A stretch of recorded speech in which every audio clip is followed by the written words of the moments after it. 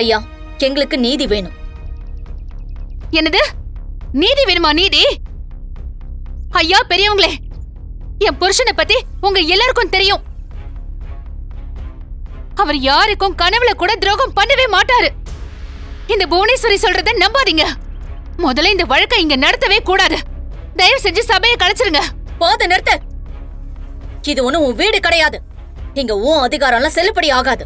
அப்படியா? அப்படியா? ஏ போனா, என் புருஷன் ஏதோ இக்கட்டான சூழ்நிலையில இப்படி பதில் பேச முடியாம நின்னுட்டு இருக்காரு.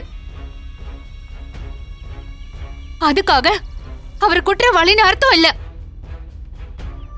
ஆமா, என் புள்ள கட்டின மனைவியை தவிர இன்னொரு பொண்ண மனசால கூட நினைக்காதவ. இத பாருங்க, இந்த போனோட பேச்சை யாரும் நம்பாதீங்க.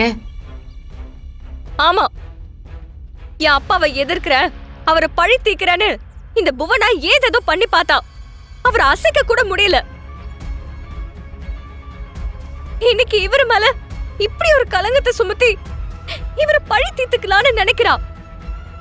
இந்த பையனும் இவர் காற்று ஆதாரமும் உண்மையா இருக்கவே முடியாது. நாம இதை ஏத்துக்க கூடாது. என்ன அமைதியா இருக்கீங்க? ஆளாளுக்கு பேசிக்கிட்டே போறாங்க. என்னுடைய குற்றச்சாட்டை வச்சுட்டேன்.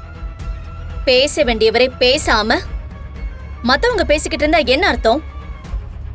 உன் இஷ்டத்துக்கு எதையாவது சொல்லுவ, அதுக்கெல்லாம் என் புருஷன் பதில் சொல்லணுமா? அவர் பேச மாட்டாரடி. இத பாரு, என் புருஷன் மேல எந்த குற்றமோ இல்லைன்னு நான் நிரூபிக்கிறேன். இது என் சபதம், சத்தியம்.